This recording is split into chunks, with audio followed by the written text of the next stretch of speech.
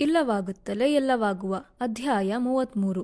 ಮರುದಿನ ಏಳುವುದಕ್ಕಿಂತ ಮೊದಲೇ ಎದ್ದವನು ಸ್ನಾನಾದಿಗಳನ್ನೆಲ್ಲ ಮುಗಿಸಿ ವಾಸುದೇವ ಮೂರ್ತಿಗಳು ಹೇಳಿದ್ದ ವ್ಯಾಯಾಮ ಹಾಗೂ ಪ್ರಾಣಾಯಾಮ ಮುಗಿಸಿ ಕೆಲಕಾಲ ಕುಳಿತಾಗ ವಾಸುದೇವ ಮೂರ್ತಿಗಳು ಬಂದರು.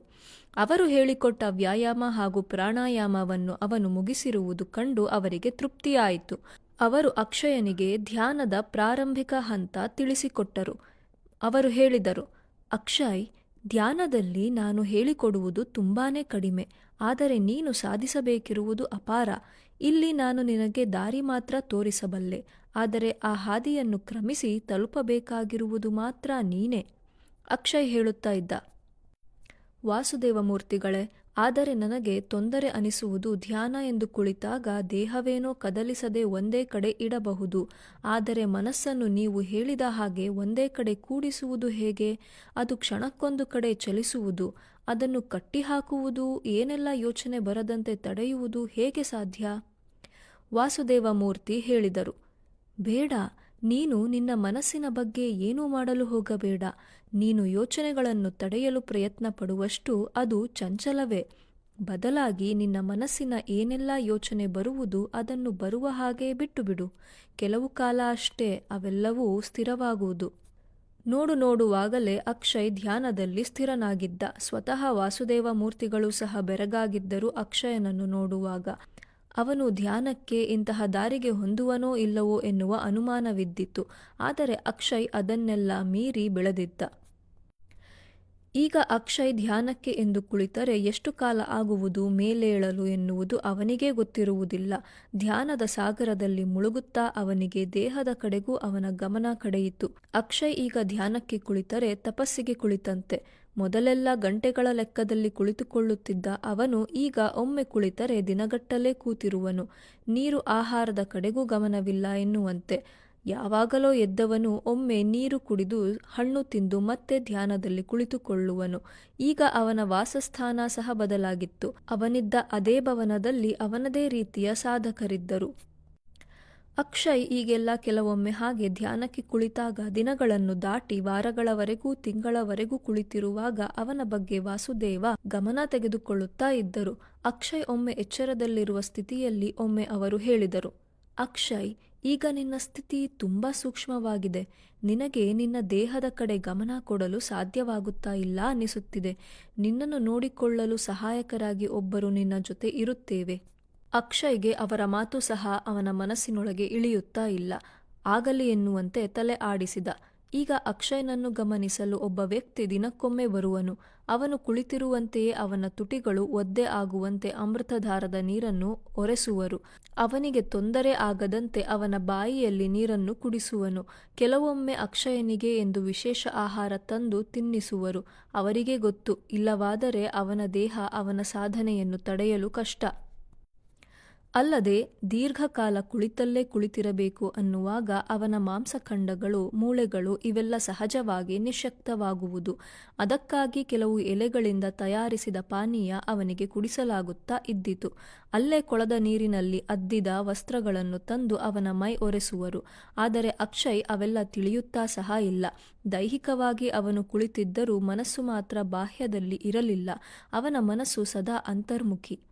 ದೀರ್ಘಕಾಲ ಅವನು ಹೀಗೆ ಇರುವನು. ಮತ್ತೆ ಕೆಲವು ಕಾಲ ಧ್ಯಾನವನ್ನು ಬಿಟ್ಟು ಬಿಡುವನು. ಹೊರಗೆ ಬಂದು ಯಾವುದೋ ಕೆಲಸದಲ್ಲಿ ತೊಡಗಿಕೊಳ್ಳುತ್ತಾ ಇದ್ದನು. ಅದು ಕೃಷಿಯಾಗಿರಬಹುದು, ಬೇರೆ ಕೆಲಸಗಳು ಸಹ ಇರಬಹುದು.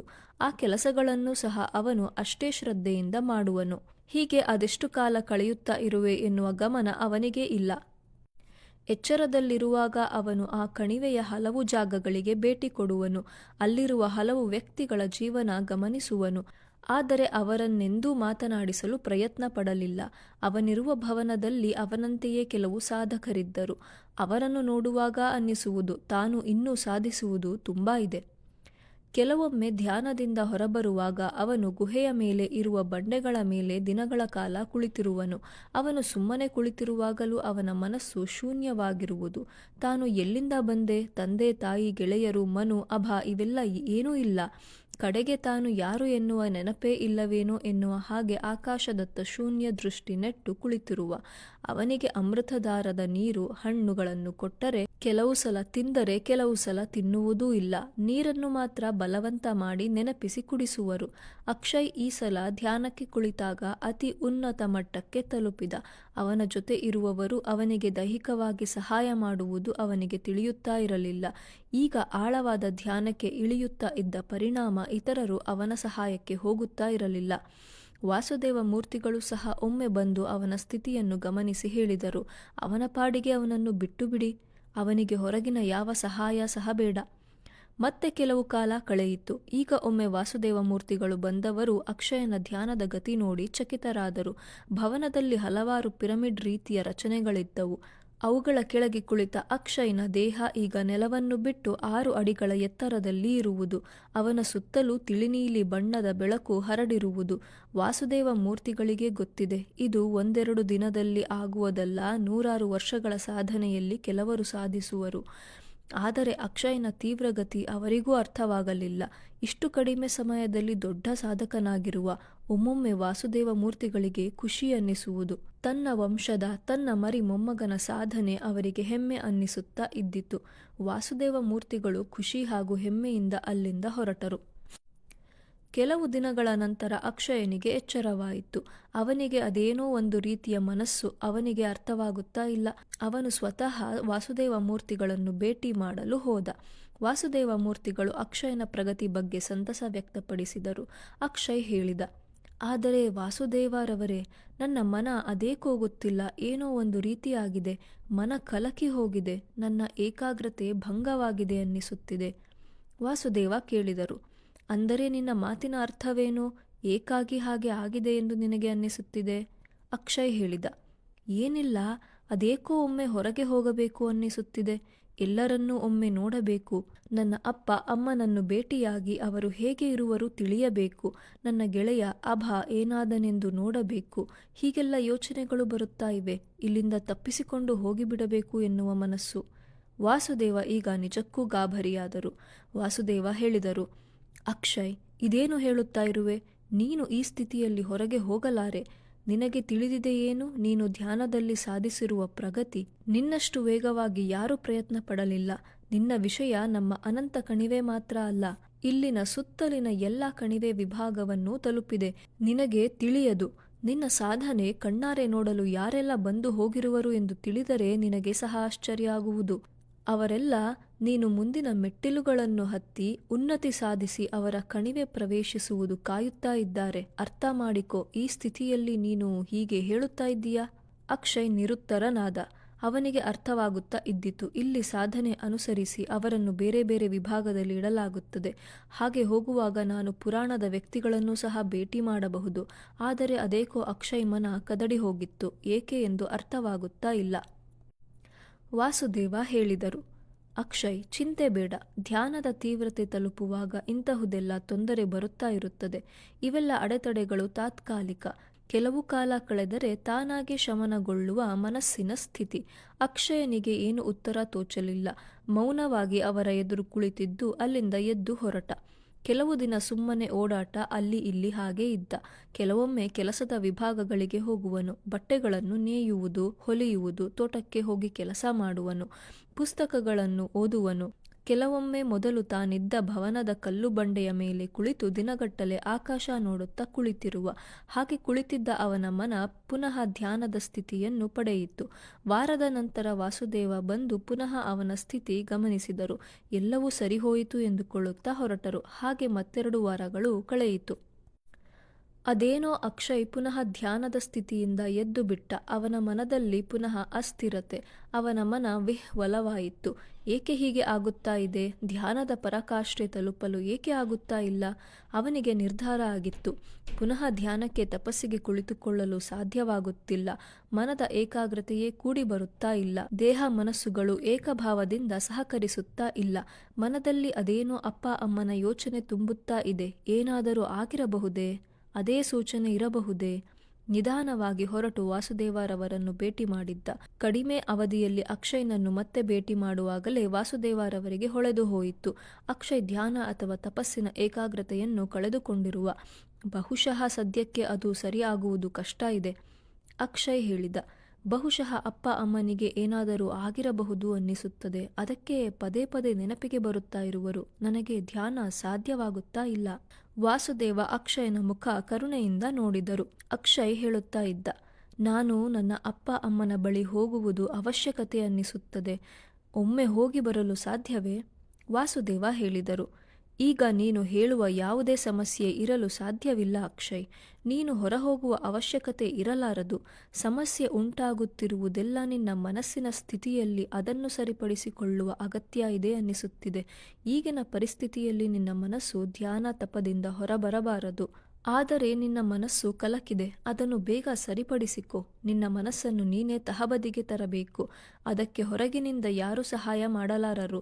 ಈಗ ನಿನ್ನ ತಪಸ್ಸು, ಧ್ಯಾನ ಇವುಗಳನ್ನೆಲ್ಲ ನಡುವಿನಲ್ಲಿ ಬಿಟ್ಟು ಹೊರಗೆ ಹೋಗುವೆ ಎಂದರೆ ಇಷ್ಟು ದಿನದ ಸಾಧನೆಯೆಲ್ಲ ವ್ಯರ್ಥವಾದಂತೆ. ಅಲ್ಲದೆ ಈ ಕಣಿವೆ ಬಿಟ್ಟು ಹೊರಗೆ ಹೋಗುವೆ ಎನ್ನುವುದಾದರೆ ಮತ್ತಷ್ಟು ಅಪಾಯಗಳಿಗೆ ಆಹ್ವಾನ ಕೊಟ್ಟಂತೆ. ಅಕ್ಷಯ್ ಕೇಳಿದ, ಹೊರಗೆ ಹೋಗುವುದಾದರೆ ಅದರಲ್ಲಿ ಅಪಾಯ ಏನಿದೆ? ವಾಸುದೇವ ಒಂದು ಕ್ಷಣ ಮೌನವಾಗಿದ್ದರು. ಮತ್ತೆ ಹೇಳಿದರು, ಅದು ಯಾವ ರೀತಿ ಅಪಾಯ ಇರಬಹುದು ಎನ್ನುವುದನ್ನು ನಾವು ಊಹೆ ಮಾಡಲಾಗದು.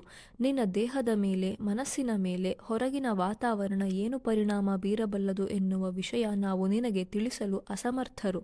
ಏಕೆಂದರೆ ಇಲ್ಲಿಂದ ಜನ ಹೊರಗೆ ಹೋದ ಮತ್ತೆ ಹಿಂದೆ ಬಂದ ಉದಾಹರಣೆ ಇಲ್ಲಿಯವರೆಗೂ ಇಲ್ಲವೇ ಇಲ್ಲ. ಹಾಗಿರಲು ಗೊತ್ತಿಲ್ಲದ ವಿಷಯ ನಾನು ನಿನಗೆ ತಿಳಿಸಲಾರೆ. ಅಕ್ಷಯ್ ಹೇಳಿದ, ಸರಿ ವಾಸುದೇವರವರೇ, ನಾನು ಮತ್ತೆ ಪ್ರಯತ್ನಿಸುವೆ. ಇಲ್ಲೇ ಇರಲು, ಧ್ಯಾನದಲ್ಲಿ ಇರಲು. ಅದು ನನಗೆ ಸಾಧ್ಯವಾಗದಿದ್ದಾಗ ಏನು ಮಾಡಬಹುದು ಎಂದು ಚಿಂತಿಸುವೆ. ಆದರೆ ಸಮಸ್ಯೆಗೆ ಪರಿಹಾರ ಸಿಗಲಿಲ್ಲ. ಅದೇಕೋ ಅಕ್ಷಯನ ಧ್ಯಾನ ಮೊದಲಿನ ಸ್ಥಿತಿ ತಲುಪಲೇ ಇಲ್ಲ. ಮೊದಲಿನ ಏಕಾಗ್ರತೆ ಆಗಲಿ, ನಿಷ್ಠತೆ ಆಗಲಿ ಅವನಿಂದ ಸಾಧಿಸಲಾಗಲಿಲ್ಲ. ತೀರಾ ಬಲವಂತವಾಗಿ ಕುಳಿತುಕೊಳ್ಳುವನು. ಆದರೆ ಧ್ಯಾನದಲ್ಲಿ ಅವನ ಮನಸ್ಸಿನ ತಲ್ಲೀನತೆ ಇರಲಿಲ್ಲ. ಅವನ ಮುಖ ನೋಡುವಾಗಲೇ ನೋಡುವರಿಗೆ ತಿಳಿಯುವುದು, ಅಕ್ಷಯ ಮೊದಲಿನ ಹಾಗೆ ಧ್ಯಾನದಲ್ಲಿ ಏಕಾಗ್ರತ ಚಿತ್ತನಾಗಿಲ್ಲ. ಅವನ ಮನಸ್ಸು, ದೇಹಗಳು ಯಾವುದೋ ಚಂಚಲತೆಯಿಂದ ಕೂಡಿದೆ. ಈ ನಡುವೆ ವಾಸುದೇವ ಮೂರ್ತಿಗಳು ಸಹ ಬಂದು ಹೋದರು. ಅವರು ಅಕ್ಷಯನ ಸ್ಥಿತಿ ನೋಡಿ ನಿರಾಸೆ ತಾಳಿದರು. ಅವರಿಗೆ ಗೊತ್ತಿತ್ತು, ಅಕ್ಷಯನನ್ನು ಇಲ್ಲಿ ಇಟ್ಟಿರುವಷ್ಟು ದಿನವೂ ಅಕ್ಷಯ ತಾನು ಬಂಧನದಲ್ಲಿರುವಂತೆ ಭಾವಿಸುವನು. ಧ್ಯಾನ ಇತ್ಯಾದಿಗಳು ಸ್ವಯಂ ತಾನು ಸಾಧನೆಯಿಂದ ಸಾಧಿಸಬಹುದೇ ಹೊರತು ಮತ್ತೊಬ್ಬರಿಂದ ತಾನು ನೆರವನ್ನು ನಿರೀಕ್ಷೆ ಮಾಡುವಂಥದ್ದು ಅಲ್ಲ. ಅಕ್ಷಯ್ ಮತ್ತೆ ವಾಸುದೇವ ಮೂರ್ತಿಗಳ ಎದುರು ಇದ್ದ. ಅವರ ಮುಖ ನಿರಾಸೆಯಿಂದ ಕೂಡಿದ್ದು ಅವನಿಗೆ ತಿಳಿಯುತ್ತಾ ಇದ್ದಿತು. ಆದರೆ ಅವನು ಅಸಹಾಯಕ. ಹೇಳು ಅಕ್ಷಯ್, ನನ್ನಿಂದ ಏನು ಮಾಡಲು ಆದೀತು? ಕೇಳಿದರು ವಾಸುದೇವ ಮೂರ್ತಿಗಳು. ಮೌನವಾಗಿ ಕುಳಿತಿದ್ದ ಅಕ್ಷಯ್ ಹೇಳಿದ, ಬಹುಶಃ ನನ್ನ ಧ್ಯಾನದ ಸಾಧನೆ ಸಾಧ್ಯವಾಗುತ್ತಾ ಇಲ್ಲ. ಮುಂದೆ ಸಹ ಅದು ಹಾಗೇ ಇರಬಹುದು. ಮನಸ್ಸಿಗೆ ಹತ್ತಿರುವ ಚಪಲ ತೀರುವವರೆಗೂ ಅದು ಹಾಗೆಯೇ ಏನೋ. ವಾಸುದೇವ ಕೇಳಿದರು, ಅಂದರೆ ನಿನ್ನ ಮಾತಿನ ಅರ್ಥವೇನೋ?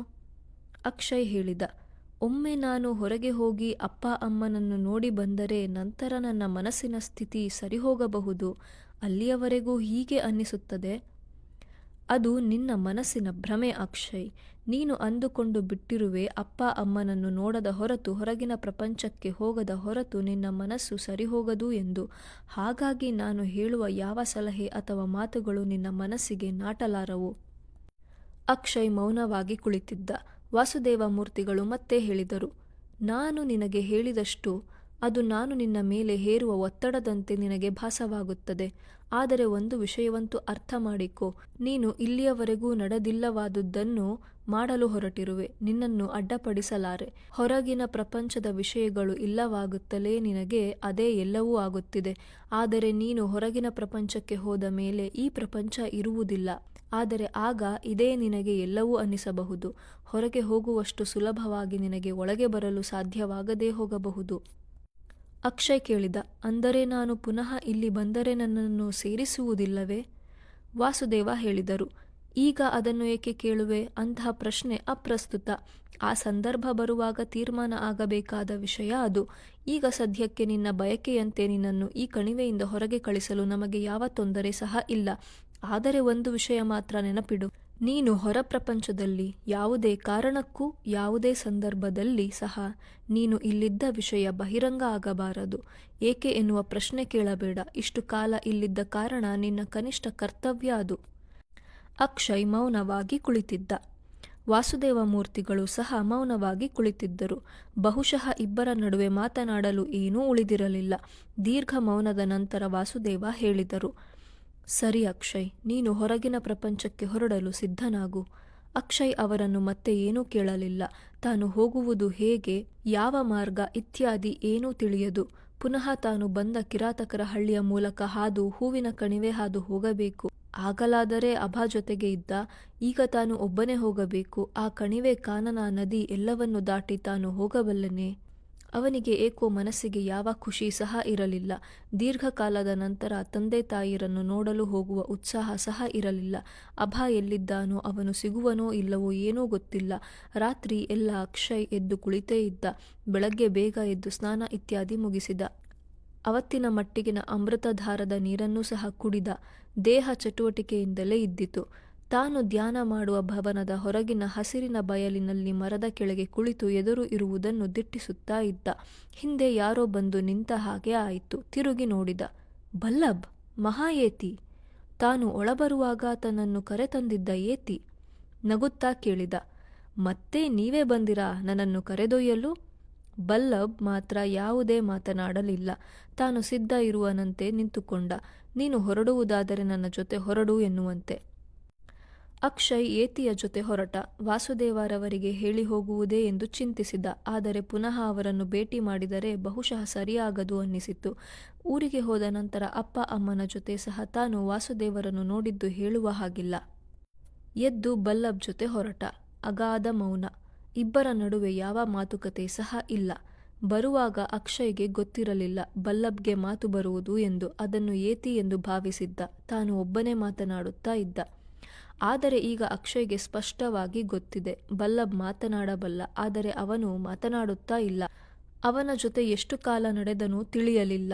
ಬಹುಶಃ ಒಂದು ದಿನ ಪೂರ್ತಿ ಇರಬಹುದು.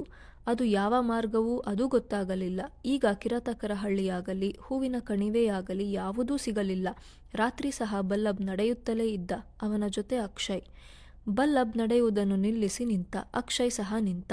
ಬಲ್ಲಭ್ ತನ್ನ ಕೈ ಎತ್ತಿ ತಾವು ಹತ್ತುತ್ತಾ ಇದ್ದ ಕಣಿವೆಯ ತುದಿಯನ್ನು ಕೈಲಿ ತೋರಿಸಿದ. ಅಲ್ಲಿ ಕೆಲವು ಮನೆಯೋ ದೇವಾಲಯವೋ ಎಂಥದೋ ಕಾಣಿಸಿತು. ಒಟ್ಟಿನಲ್ಲಿ ಮನುಷ್ಯನ ವಸತಿ ಇರುವ ಸ್ಥಳ. ಅದು ಯಾವ ಸ್ಥಳ? ಕೇಳಿದ ಅಕ್ಷಯ್. ಬಲ್ಲಭ್ ಅಕ್ಷಯನನ್ನು ದೃಷ್ಟಿಯಿಟ್ಟು ನೋಡಿದ. ಅಕ್ಷಯ್ ಮತ್ತೆ ಕೇಳಿದ, ಅದು ಮಾನಗ್ರಾಮವೇ? ಬಲ್ಲಭ್ ಹೌದು ಎನ್ನುವಂತೆ ತಲೆ ಹಾಕಿದ. ಅಕ್ಷಯ್ ಕೇಳಿದ, ನೀನು ಅಲ್ಲಿಗೆ ಬರಲಾರೆ ಅಲ್ಲವೇ? ನಾನು ಒಬ್ಬನೇ ಅಲ್ಲಿಗೆ ಹೋಗಬೇಕು ಅಲ್ಲವೇ? ಬಲ್ಲಭ್ ಹೌದು ಎನ್ನುವಂತೆ ತಲೆ ಆಡಿಸಿದ. ನಂತರ ಎರಡೂ ಕೈ ಎತ್ತಿ ಅಕ್ಷಯ್ಗೆ ಜೋಡಿಸಿ ನಮಸ್ಕರಿಸಿದ. ಅಕ್ಷಯ್ಗೆ ಏನೂ ತೋಚಲಿಲ್ಲ. ತಾನು ಸಹ ಅವನಿಗೆ ನಮಸ್ಕರಿಸಿದ. ಬಲ್ಲಭ್ ಪುನಃ ತಾನು ಬಂದ ದಾರಿಯತ್ತ ತಿರುಗಿ ಒಬ್ಬನೇ ಹೊರಟ. ಅಕ್ಷಯ್ ಅವನು ಹೋಗುವುದನ್ನೇ ನೋಡುತ್ತಾ ನಿಂತಿದ್ದ. ಬಲ್ಲಭ್ ಒಮ್ಮೆ ಸಹ ಹಿಂದೆ ತಿರುಗಿ ನೋಡಲಿಲ್ಲ. ನಡೆಯುತ್ತಾ ಕಣಿವೆಯಲ್ಲಿ ಮರಗಳ ನಡುವೆ ಮರೆಯಾದ. ಅತ್ತಲೇ ನೋಡುತ್ತಾ ನಿಂತಿದ್ದ ಅಕ್ಷಯ್ ನಿಟ್ಟುಸಿರು ಬಿಟ್ಟು ಪುನಃ ಬಲ್ಲಭ್ ತೋರಿಸಿದತ್ತ ನೋಡಿದ. ತೀರಾ ತುದಿಯಲ್ಲಿ ಕಾಣುತ್ತಾ ಇರುವುದು ಮಾನಗ್ರಾಮ. ನಾನು ಈಗ ಅಲ್ಲಿಗೆ ತಲುಪಬೇಕು. ನಡೆಯುತ್ತಾ ಹೊರಟ.